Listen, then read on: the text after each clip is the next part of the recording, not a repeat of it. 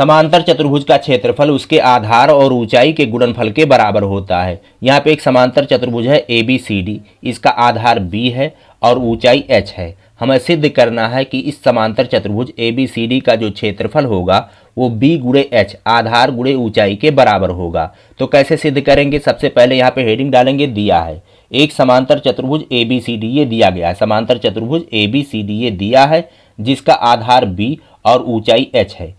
ये आधार B है और ऊंचाई h है।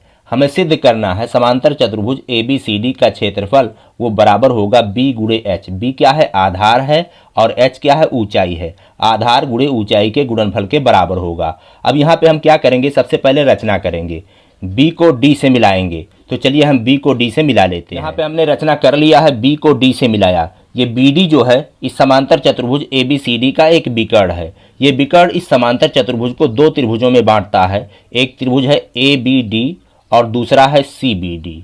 इन दोनों त्रिभुजों का अगर क्षेत्रफल हम बराबर कर ले जाएं तो हम जो सिद्ध करना चाहते हैं वो सिद्ध कर ले जाएंगे। अब कैसे बराबर करेंगे इनका क्षेत्रफल? हम दोनों त्रिभुजों को सर्वांगसम करेंगे। तो चलिए हम यहाँ पे करते हैं। तो रचना जो हमने किया है उसको लिख लेंगे, B को D से मिलाते हैं। अब उत्पत्ति में हम इन दोनों त्रिभुजों को सर्वांगसम करेंगे। जब दोनों त्रिभुज सर्वांगसम हो जाएंगे तो अपने आप इनका क्षेत्रफल बराबर हो जाएगा।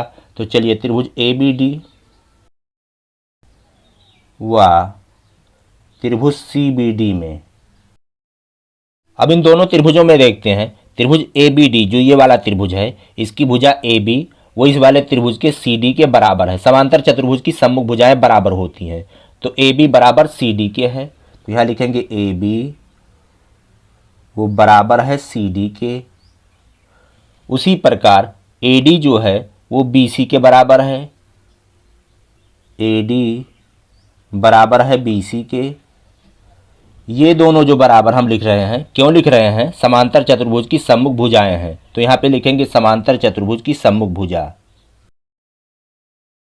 अब तीसरा देखते हैं क्या बराबर है। BD तो उभयनिष्ठ है, तो BD बराबर BD लिख सकते हैं। BD बराबर BD के है, ये उभयनिष्ठ है। यहाँ सामने लिख देंगे कॉमन उभयनिष्ठ। तो इस प्रकार से इस त्रिभुज की तीन भुजा इस वाले त्रिभुज की तीन भुजा के बराबर है। तो भुजा भुजा भुजा सर्वांग समता से दोनों त्रिभुज सर्वांगसम हो गए। तो इसलिए त्रिभुज ABD वो सर्वांगसम हो गया। ये सर्वांगसम का चिन्ह है त्रिभुज CBD के। CBD भुजा भुजा भुजा सर्वांग समता से, तो यहाँ सामने लिख देंगे S साइड साइड साइड। भुजा भुजा भुजा सर्वांग समता से दोनों त्रिभुज सर्वांगसम हो गए। अब जब दो त्रिभुज सर्वांगसम हो जाते हैं तो उनके क्षेत्रफल बराबर होते हैं। हम इनके क्षेत्रफल भी बराबर लिख सकते हैं। इसलिए त्रिभुज ABD का क्षेत्रफल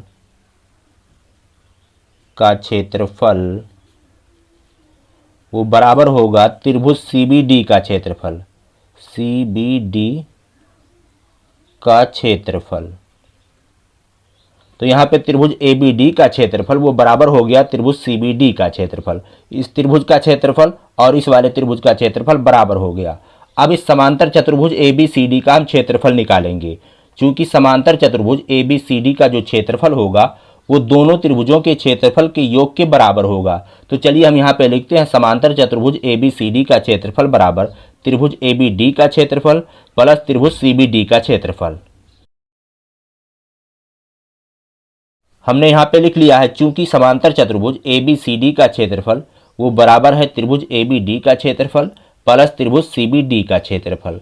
अब हम ऊपर सिद्ध कर चुके हैं कि त्रिभुज ABD का क्षेत्रफल वो त्रिभुज CBD के क्षेत्रफल के बराबर है। तो हम दोनों के जगह पर त्रिभुज CBD के जगह पर भी त्रिभुज ABD लिख लेते हैं।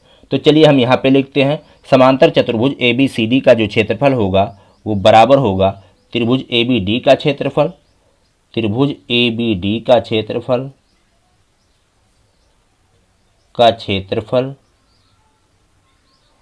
प्लस है त्रिभुज CBD का क्षेत्रफल। अब CBD का क्षेत्रफल वो भी त्रिभुज ABD के क्षेत्रफल के बराबर है। तो यहाँ लिखेंगे त्रिभुज ABD का क्षेत्रफल, ABD का क्षेत्रफल। तो इस प्रकार से हमारे पास दो त्रिभुज ए बी डी का क्षेत्रफल प्राप्त हो गया। 2 गुणे त्रिभुज ए बी डी का क्षेत्रफल, ए बी डी का क्षेत्रफल, और किसी भी त्रिभुज का जो क्षेत्रफल होता है वो 1/2 गुणे आधार गुणे ऊंचाई के बराबर होता है।